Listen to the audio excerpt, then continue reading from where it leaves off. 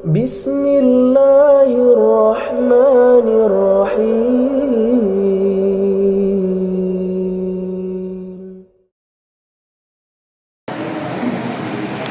بسم الله الرحمن الرحيم. السلام عليكم ورحمة الله وبركاته.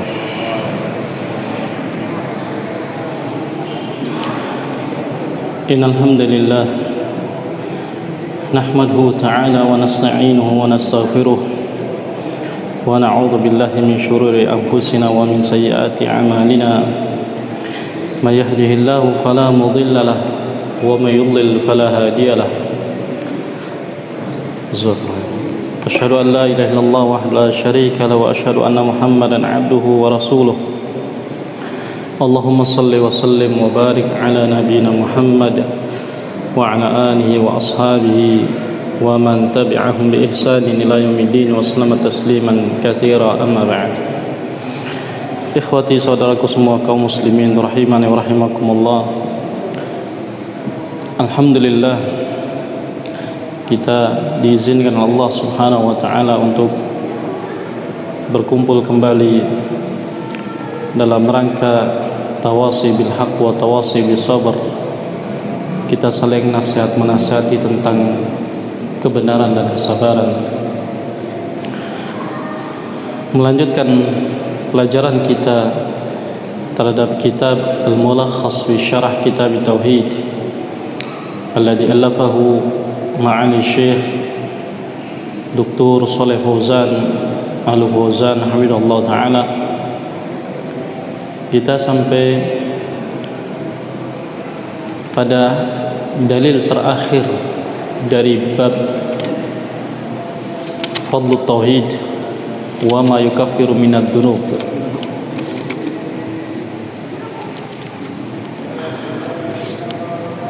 Dalil yang terakhir kemarin kita sudah bacakan adalah hadis dari Anas bin Malik radhiyallahu anhu yang beliau mengatakan sami'tu Rasulullah SAW yaqul, aku pernah mendengar Rasulullah SAW bersabda, qala Allah Ta'ala, Allah Tabaraka wa Ta'ala berfirman. Berarti ini adalah hadis qudsi. Kata Allah, ya ibn Adam, wahai anak Adam, lau ataitani bi qurabil ardi khataya, kalau seandainya engkau menjumpai aku dengan sepenuh bumi kesalahan, thumma laqitani la tusyriku bi syai'an, kemudian engkau mendatangi aku dalam keadaan tidak berbuat syirik sedikit pun kepadaku, la ataituka bi qurabiha maghfirah, tentu aku akan mendatangimu dengan sepenuh bumi pula ampunan.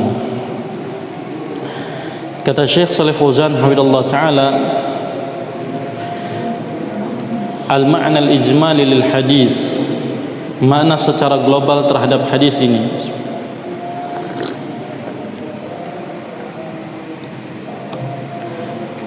Qala yukhbiru an-nabiy sallallahu alaihi wasallam an rabbih jalla wa ala.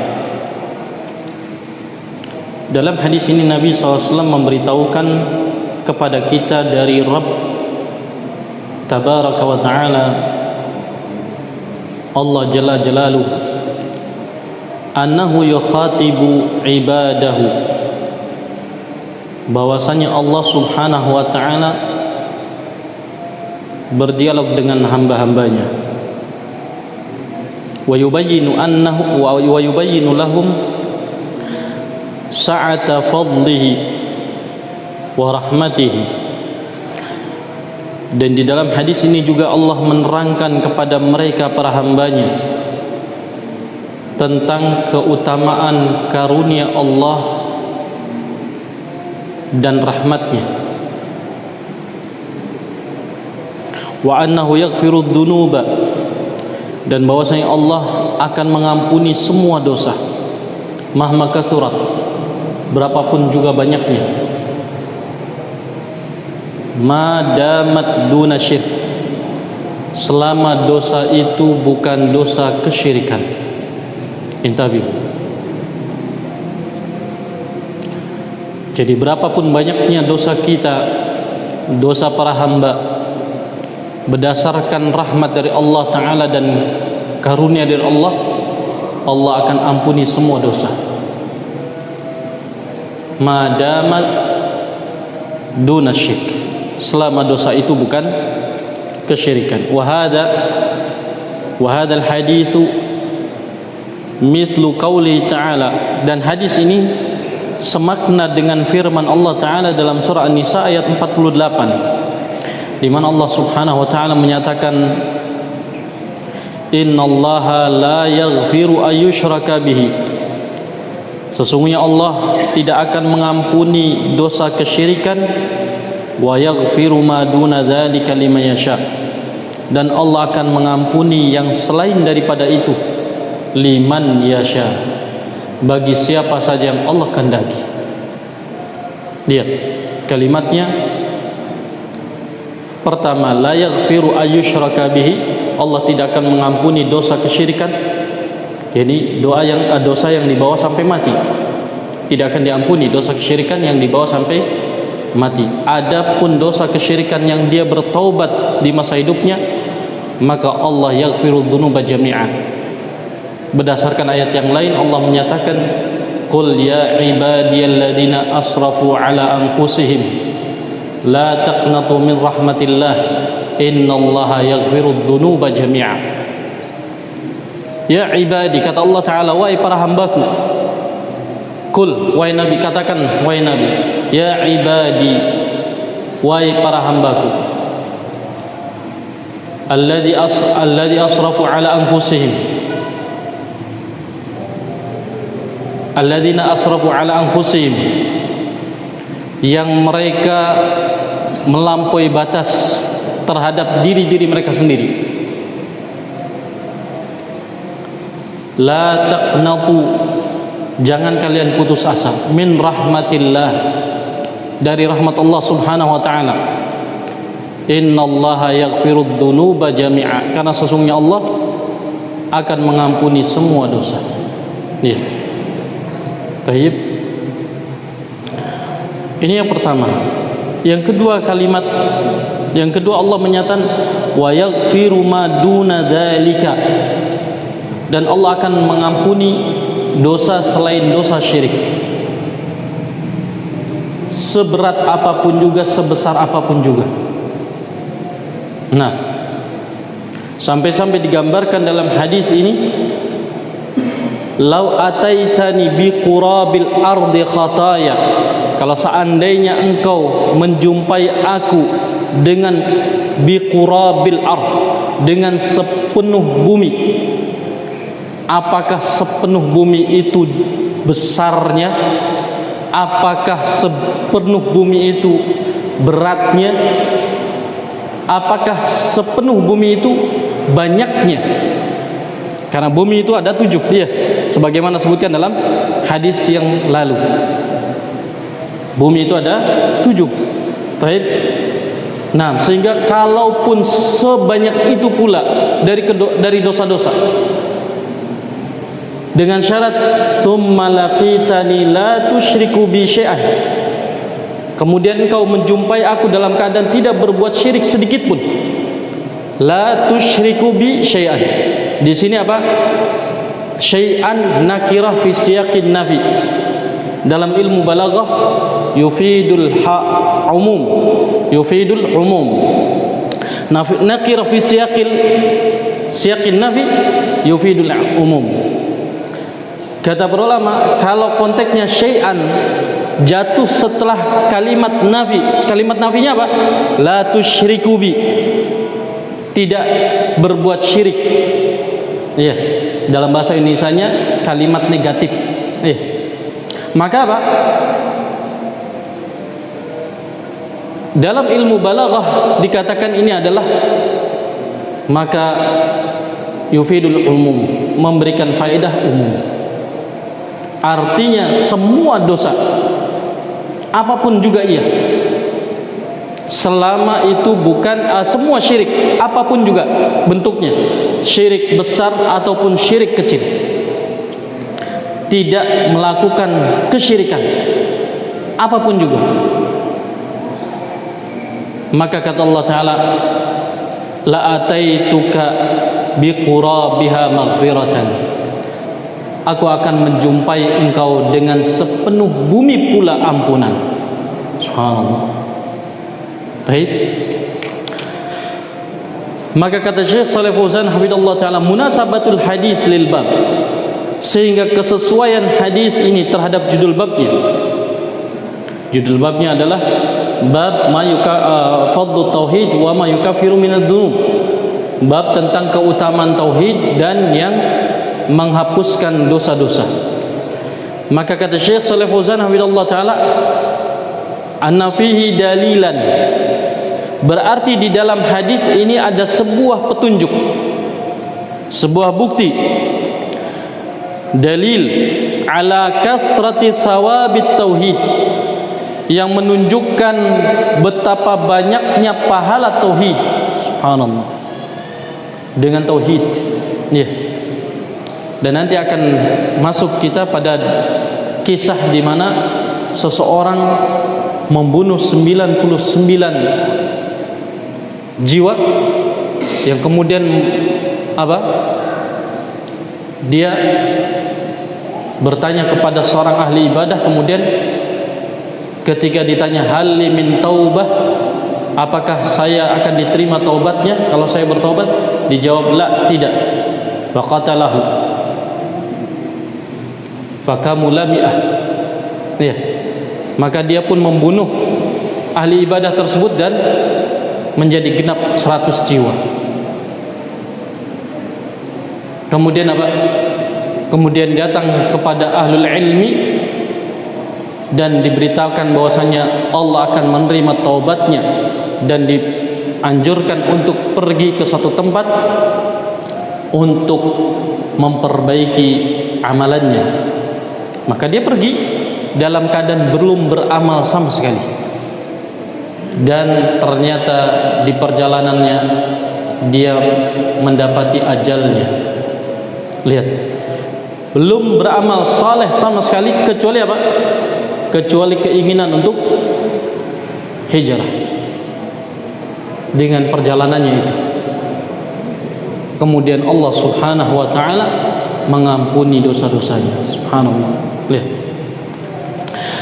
Maka kata Syekh Shalih Fauzan, dari hadis ini saja menunjukkan ala kasrati thawabi tauhid, menunjukkan betapa banyaknya pahala tauhid. Tentunya Pak, tentunya tauhid yang dibarengi dengan syurut, yang dibarengi dengan syarat-syaratnya. Karena tauhid kalau kita ibaratkan kal miftah, seperti kunci, fal miftah lau asnan, ya, maka kunci itu punya gigi-gigi dia untuk bisa membuka pintu. Maka demikian juga dengan tauhid. Maka tauhid lahu syurut, dia memiliki syarat-syarat tauhid yang harus dijalankan. Nah, demikian. Taib. Qala wa annahu yukaffiru dzunuba mahma kasurat, dan bahwasanya Allah Subhanahu wa taala akan mengampuni dosa-dosa berapapun banyaknya juga dosa yang dia lakukan, selama apa?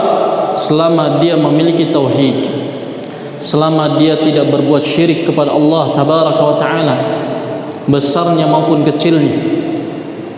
Fa subhanallah. Ya. Maka faedah yang bisa diambil dari hadis ini, kata Syekh Shalih Fauzan hafizallahu taala, ma yustafadu minal hadis, pelajaran yang bisa diambil dari hadis ini, faedah yang bisa kita ambil. Awalan, yang pertama, fadlu tauhid wa kasratu sawabihi, keutamaan tauhid dan banyaknya pahala tauhid. Lihat, karena apa? Karena Allah mengatakan la ataituka bi qurabiha maghfirah, aku akan menjumpai engkau juga dengan sepenuh bumi ampunan. Ya. Sanian, yang kedua, sa'atu fadlillah. Hadis ini juga menunjukkan tentang luasnya fadlullah, karunia Allah taala, wajudihi, kemurahan hati Allah Subhanahu wa taala, wa rahmatihi, rahmat Allah taala, kasih sayangnya, wa afwihi, dan ampunannya. Lihat, ini semua menunjukkan keutamaan, apa, keluasan dari fadlullah, wujudi wa rahmati wa afwihi. Salisan, yang ketiga, ar-rad 'alal khawarij. Hadis ini juga menjadi bantahan bagi kaum khawarij. Siapa kaum khawarij ini? Kata Syekh Shalih Fauzan hafizallahu taala, alladzina yukaffiruna murtakibal kabirah. Kaum khawarij itu adalah kaum yang mereka mengkafir-kafirkan pelaku dosa besar, mengeluarkan pelaku dosa besar dari Islam. Baik, demikian. Allati hiya duna syirik, yang mana dosa besar itu adalah dosa besar selain syirik. Nah, mereka berdalil dengan ayat-ayat ancaman, ya. Demikian juga dengan hadis-hadis ancaman. Maka berdasarkan hadis ini ada bantahan bagi mereka. Kenapa mereka dikatakan sebagai khawarij, kaum khawarij? Dikarenakan mereka, sebagian ulama menyebutkan awal kali mereka keluar adalah dari desa yang bernama Harura, di mana di sana ada sekelompok orang yang meyakini bahwasanya para pelaku dosa besar itu keluar dari agama Islam. Nah,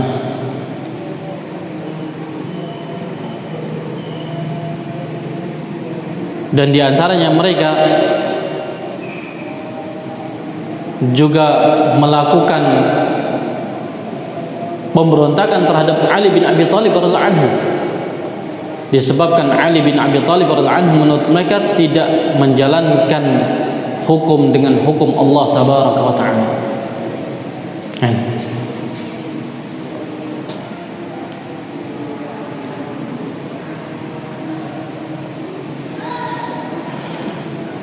Maka bantahan dari hadis ini adalah apa?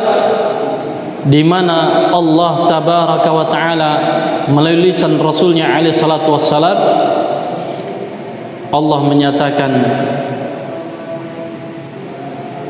"Tsumma laqitani la tusyriku bi syai'an la ataituka bi qurabiha maghfirah." Lihat, sekalipun engkau membawa, lau ataitani bi qurabil ardi khataya, sekalipun engkau membawa sepenuh bumi dosa-dosa, kemudian engkau menjumpai aku dalam keadaan tidak berbuat syirik sedikit pun, maka aku akan datangi engkau dengan sepenuh bumi pula ampunan. Tidak terbayang orang yang memiliki sepenuh bumi kesalahan, dosa, sedangkan mereka kaum khawarij menganggap satu kesalahan saja, satu dosa besar saja kalau dilakukan maka keluar pelakunya dari Islam. Sedangkan ini biqurabil ardi khataya, sepenuh bumi kesalahan.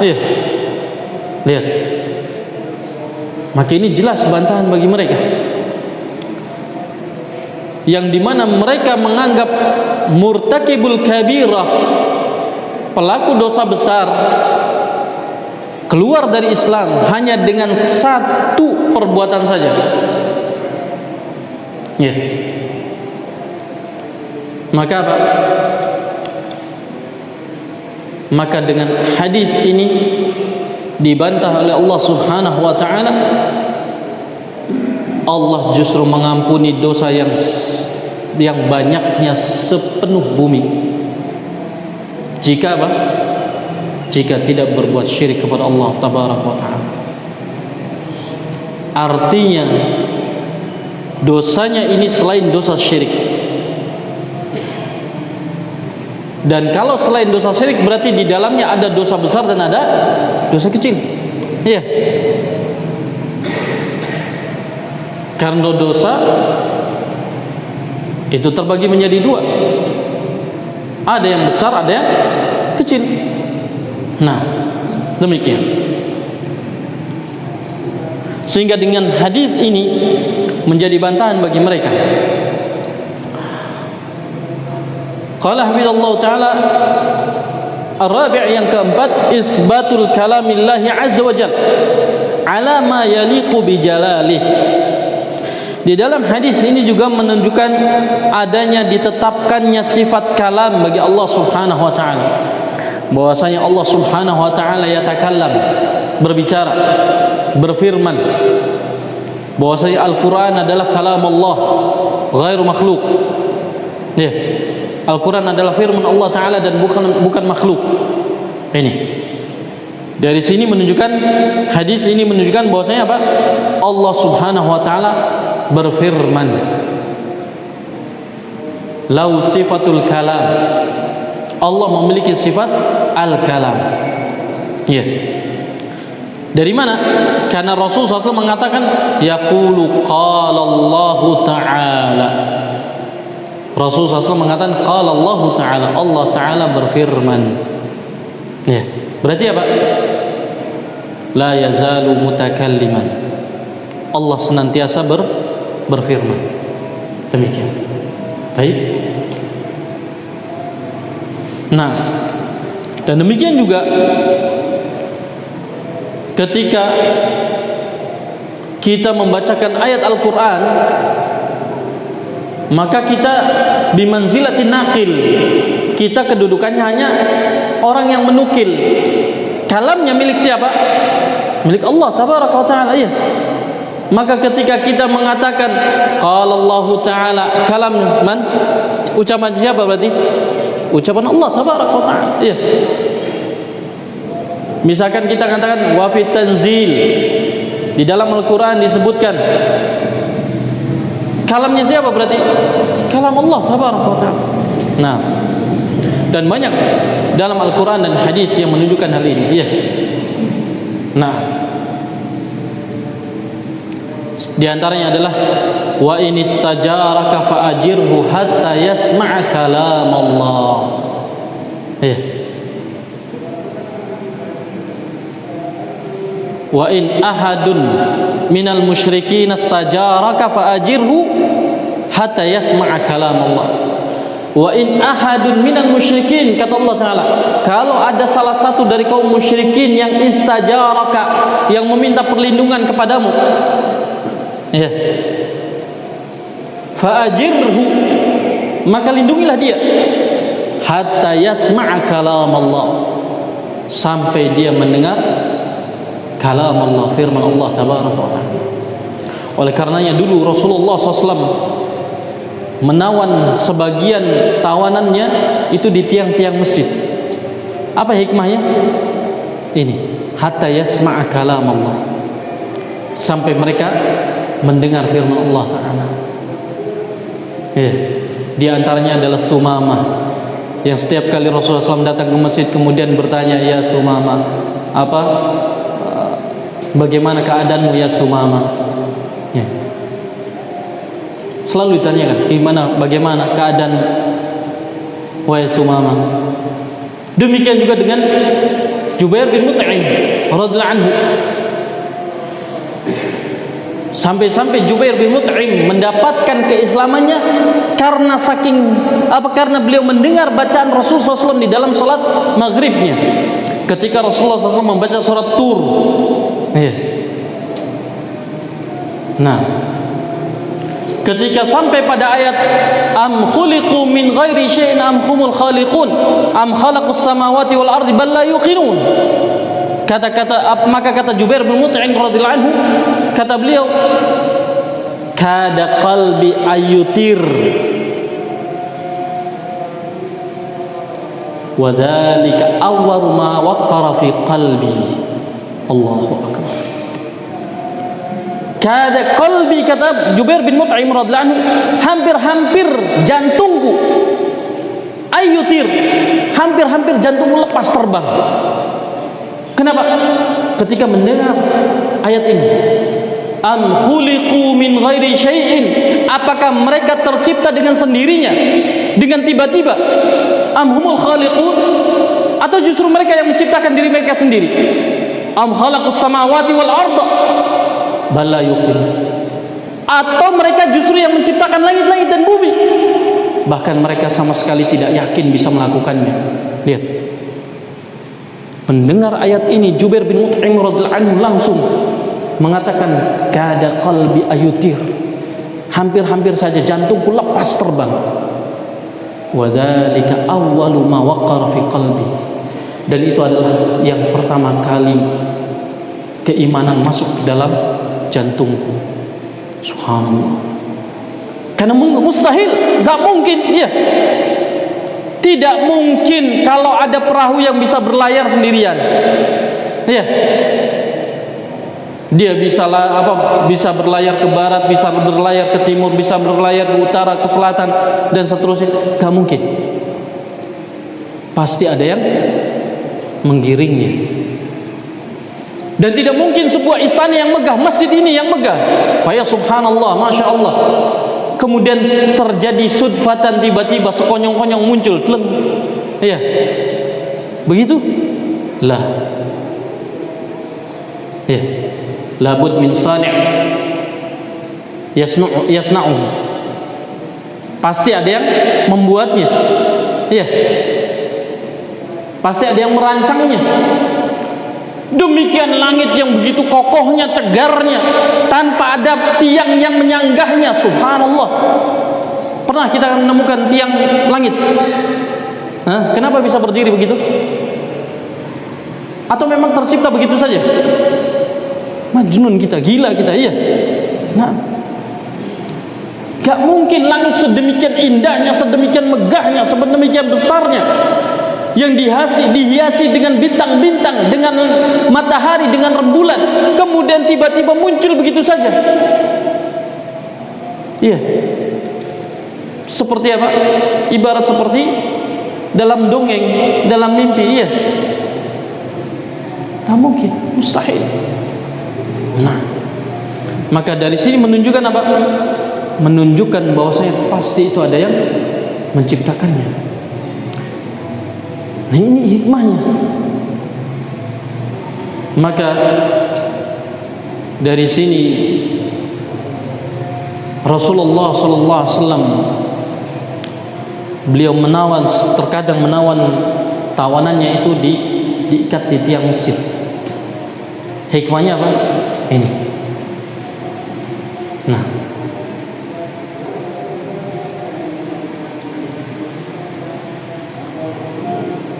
demikian juga dengan Sumamah tadi, ya, radhiyallahu anhu. Yang kelima, bayanun li ma'na la ilaha illallah. Kata Syekh Shalih Fauzan hafizallahu taala, di dalam hadis ini ada penjelasan bagi makna la ilaha illallah, wa annahu tarkus syirk, dan bahwasanya hadis ini menjelaskan makna tauhid, yaitu meninggalkan kesyirikan, qalilihi wa katsirihi, sedikit maupun banyaknya kita tinggalkan. Kalau ternyata setelah itu kita dapatkan para ulama berselisih pendapat tentang ayat ini, yang dimaksud adalah syirik besar atau syirik kecil. Iya, misalkan, yang dimaksud dengan ayat ini adalah syirik besar yang tidak akan diampuni, adapun syirik kecil diampuni. Maka kita katakan dari kaidah bahasa Arab tadi, an-nakira fi siyaqin nafi tufidul umum. Ya. Ketika konteksnya itu nakirah pada kalimat yang nafi, ya, jatuh setelah kalimat nafi, maka apa? Dia memberikan faedah umum. Ini yang pertama dari sisi bahasa. Yang kedua, Dari sisi ihtiyat, kehati-hatian, kalau seandainya yang benar adalah tafsiran yang mengatakan syirik besar, ketika kita meninggalkan semua bentuk kesyirikan besar dan kecilnya, kita selamat. Sahih?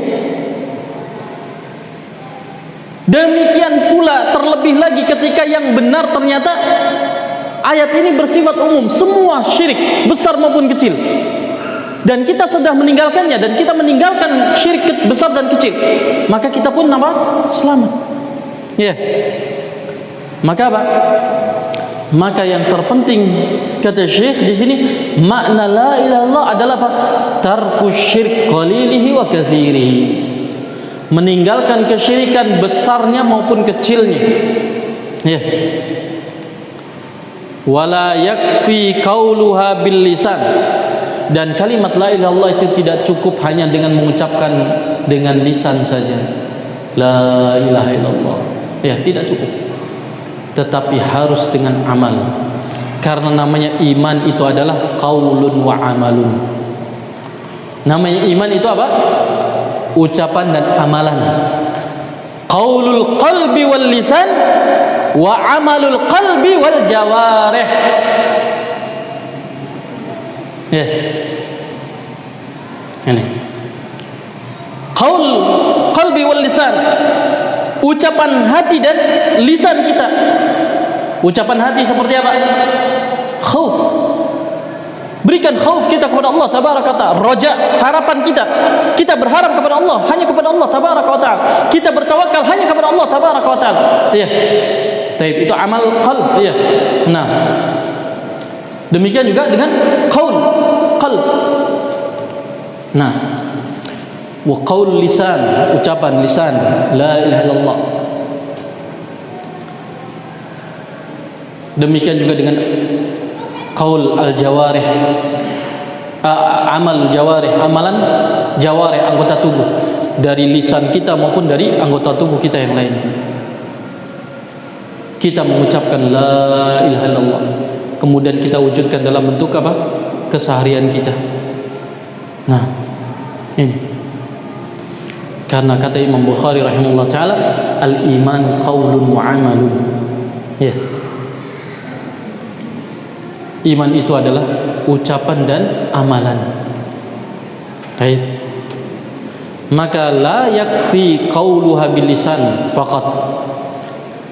Tidak cukup bagi kita hanya mengucapkan la ilaha illallah saja tanpa kita mengamalkannya. Amalkan konsekuensinya. Syarat-syaratnya. Yang keenam, isbatul ba'si wal hisabi wal jaza. Berdasarkan hadis ini menunjukkan adanya isbatul ba's, ditetapkannya yaumul ba's, hari kebangkitan. Dari mana?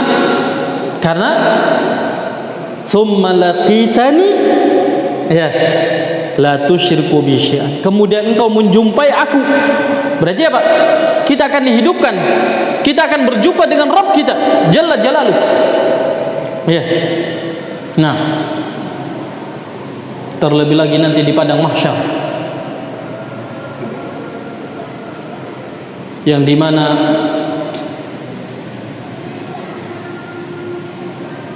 satu harinya itu 1000 tahun lamanya di dunia,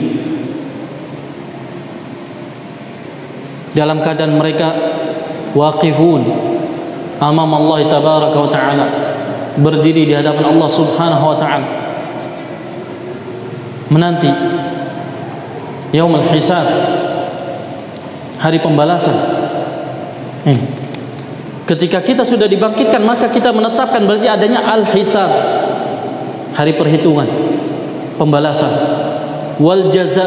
Kalau sudah dihitung amalan kita, ya, wa may ya'mal mithqala dzarratin khairan yarah wa may ya'mal mithqala dzarratin syarran yarah, maka ada jaza di situ, ada balasan.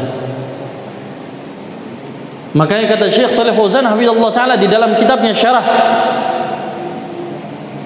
Suratul Al-Fatihah, dalam syarah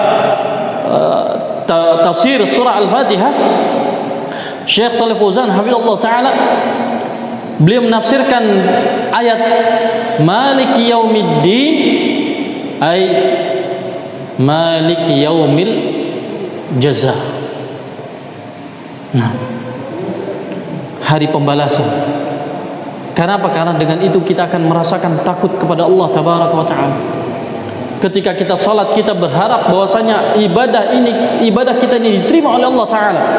Dan kita khawatir dan cemas kalau ibadah kita tidak diterima. Sehingga kita akan menghadirkan salat dengan sebenar-benarnya, dalam bentuk yang sesempurna mungkin. Ya. Ini. Baik. Dan yaumul ba'ats ini, hari kebangkitan ini tidak bisa disamakan dengan alam dunia, karena alamnya sudah berbeda. Ya. Diterangkan oleh Syekh Ibnu Utsaimin rahimahullah taala untuk menganalogikan, menggambarkan tentang adanya yaumul ba'ats ini, wa yaumul jaza wa yaumul hisab ini. Kalau seandainya seseorang berdiri di dunia selama 1 hari saja, apakah mampu? Gak mampu. 1 hari di dunia berapa jam? 24 jam. 1 hari di yaumul qiyamah berapa jam? 1000 tahun. Bukan jam lagi ya, 1000 tahun. Adakah yang mampu berdiri 1 hari di saat itu untuk di dunia ini? La wallah, tidak akan mungkin ada yang bisa, ya. Berdiri 1 hari saja dia langsung bisa jadi apa, semaput ya, bahasa Cirebonnya apa, semaput ya. Nah, berdiri 1 hari saja. Lah ini di yaumul qiyamah yang 1 harinya 1000 tahun di dunia. Maka tidak bisa digambarkan dengan akal kita. Tidak sama. Ya. Tamam? Maka inilah, ya ikhwati azan wajakumullah, ditetapkannya yaumul ba'ats itu, maka kita harus mengimaninya tanpa kita harus mempertanyakan tentang hal-hal yang tidak perlu tentangnya. Baik, naktafi bihadzal qadar. Aqulu qawli hadza astaghfirullahi wa lakum wa lisa'il muslimin wal muslimat min kulli dzamb. Wa sallallahu ala nabiyyina Muhammadin wa ala alihi washabbihi wasallam. Walhamdulillahirabbil alamin. Kalau ada yang mau ditanyakan nanti insyaallah ba'dal adzan insyaallah taala. Baik. Nah, fadhal muadzin. Bismillah. Baik, fadhal.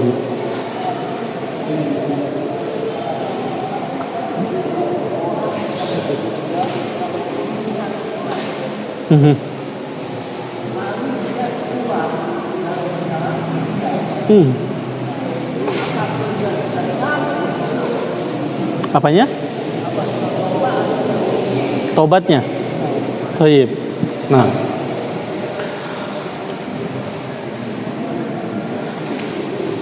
di dalam hadis tersebut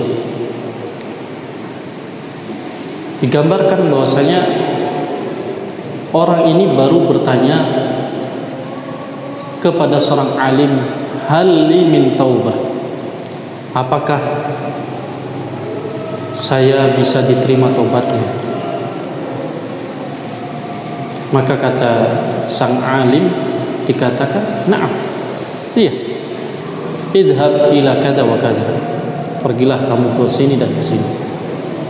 Artinya di situ menunjukkan bahwasanya ini baru langkah awal dia mau bertobat.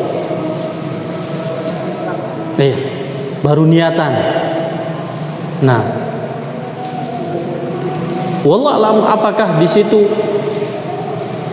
ketika, tentunya syarat taubat yang disebutkan oleh para ulama kan 3, iya, begitu ya, ya. Yang pertama adalah istighfar, memohon ampun kepada Allah Taala. Kedua, an-nadam, menyesal. Yang ketiga, al-azmu ala ya'ud, berazam untuk tidak mengulangi perbuatannya, kan begitu. Kalau ternyata perbuatan dosanya itu terkait dengan hukuk adami, maka ditambahkan 4, al-istihlal, meminta kehalalan, begitu. Maka ketika diperintahkan atau dianjurkan untuk pergi ke tempat ini dan itu, orang ini pergi. untuk hijrah ke tempat yang dimaksud. Sebagian ulama menyebutkan ada hikmah di balik itu, atau ada maksud di balik itu, tujuan di balik itu, yakni agar orang ini tidak terpengaruh oleh lingkungan yang buruk yang selama ini dia tinggal. Karena bisa jadi dia membunuh itu karena lingkungan. Iya. Dia membunuh karena lingkungan. Demikian. Dan ketika dia menyadari kesalahannya dan ingin bertobat, maka diperintahkan untuk pergi, meninggalkan kampung halamannya ke tempat ini dan itu. Dan pergilah dia. Kemudian dikisahkan di situ bahwasanya fa'atahu malakan, ternyata ada 2 malaikat yang mendatangi ruh jasad orang ini, malakul maut, malakul rahmah wa malak adab. Nah, fatanaza'a, 2 malaikat ini kemudian bertikai, berebut siapa yang harus lebih dulu mengambil, atau siapa yang lebih berhak mengambil membawa rohnya. Karena kalau rohnya ini adalah roh dari orang yang jelek, maka malaikat adab yang membawa. Tapi kalau roh ini adalah roh orang yang saleh, maka malaikat rahmah yang membawa. Nah, fatanaza'a, maka keduanya berselisih. Dan kemudian diperintahkan oleh Allah Subhanahu wa taala untuk melihat kedekatan jasad mayit itu dengan tempat tujuan hijrahnya, lebih dekat mana. Dan ternyata didapatkan tubuhnya lebih dekat kepada tempat yang akan dia tuju untuk hijrah. Maka malaikat rahmah lah yang mengambilnya. Aywa.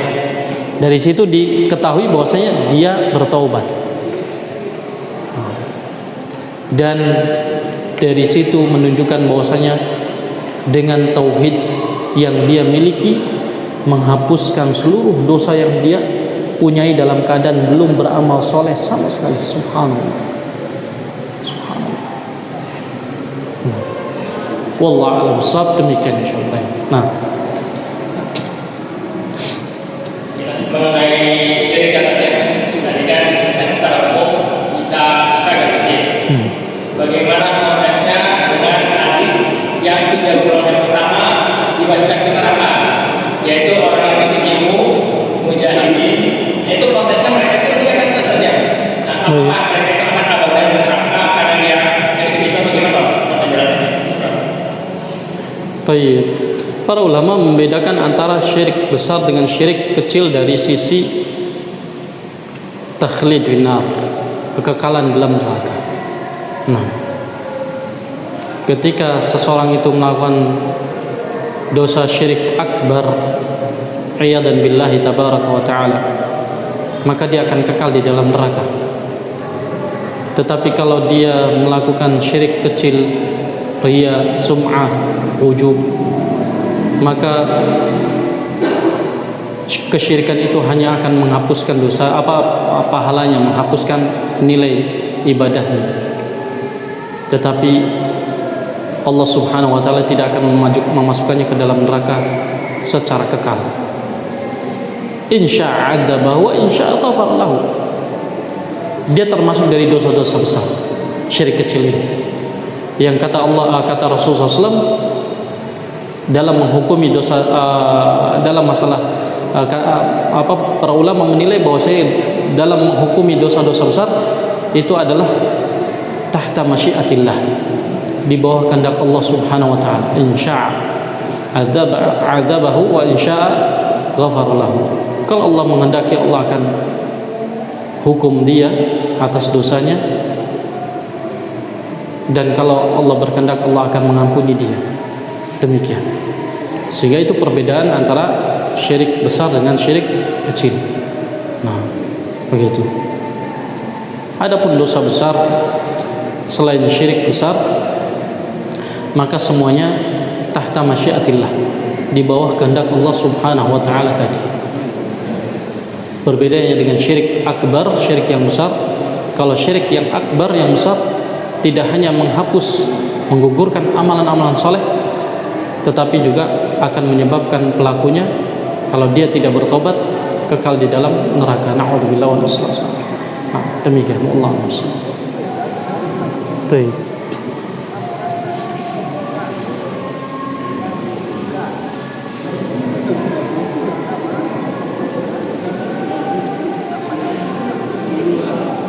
Suka membunuh apa?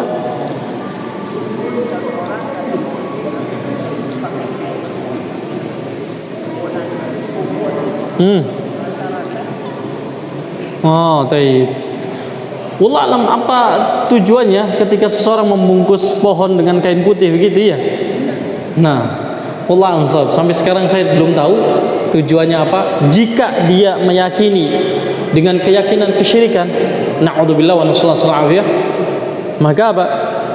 Maka kita hukumi dengan perbuatan syirik. Nah, sekarang kalau misalkan dikatakan itu sebagai asbab untuk supaya pohonnya itu berbuah lebat misalkan, taruhlah, atau apa?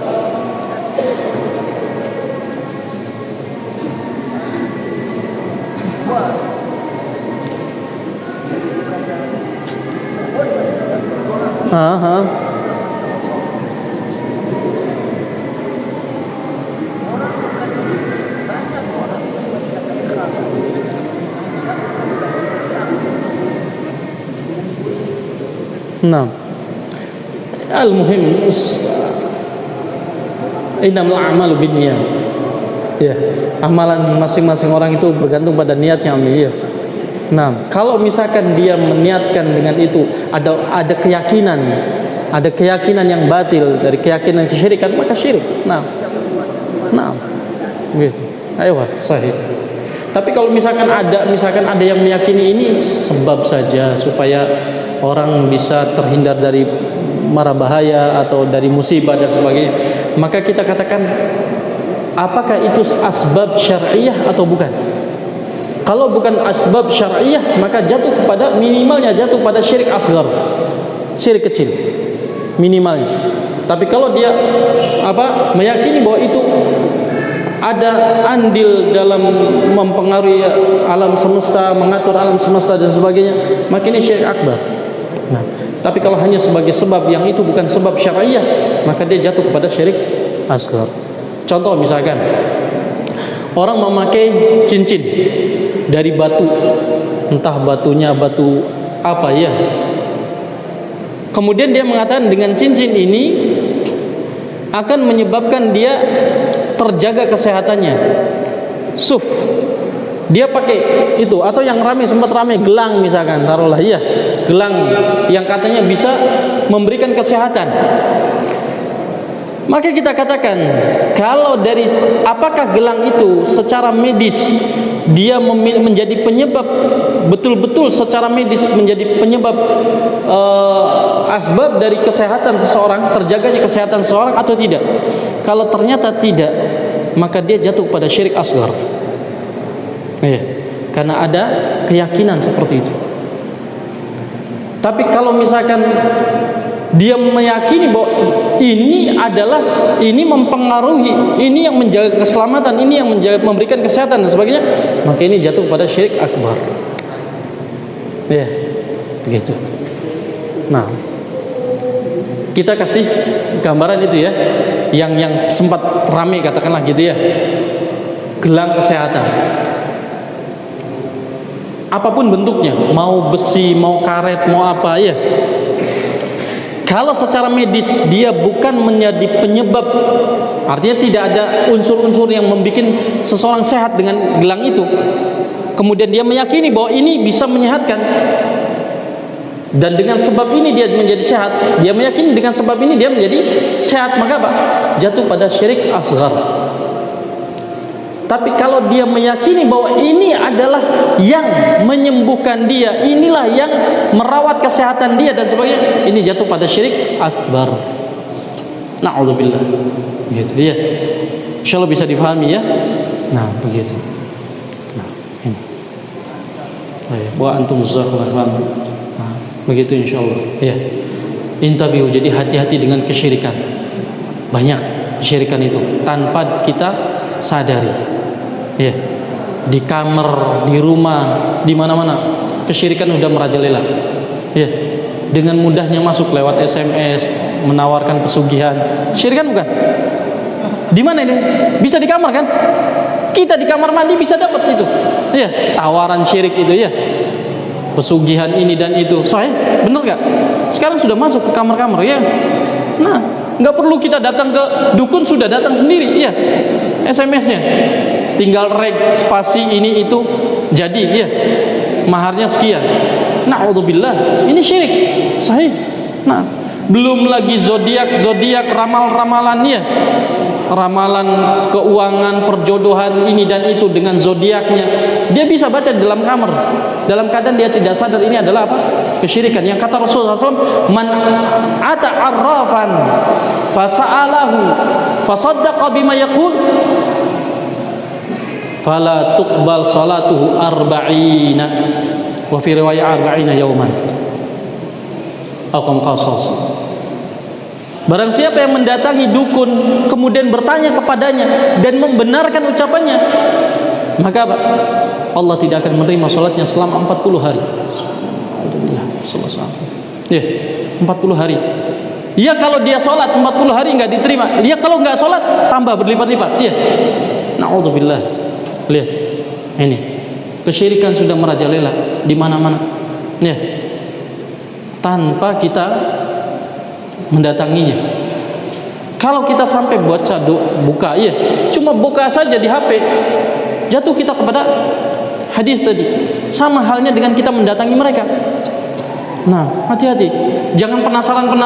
Iya sih, perjodohan saya ini sih, saya zodiaknya ini nih. Gimana perjodohan saya? Iya. Nah, orang bilang nggak usah insecure. Iya. Apa insecure itu? Ngerasa nggak nyaman ya? Nggak usah. Pede saja sudah. Karena Allah sudah menentukan semuanya ya. Ajalnya, jodoh kita ya, rizki kita dan sebagainya. Baik. Naktafi bihadzal qadar, insyaallah cukupkan sampai sini. Subhanakallahumma wa bihamdika asyhadu an la ilaha illa anta astaghfiruka wa atubu ilaik. Al'afwu minkum wa la taqsir. Assalamualaikum warahmatullahi wabarakatuh.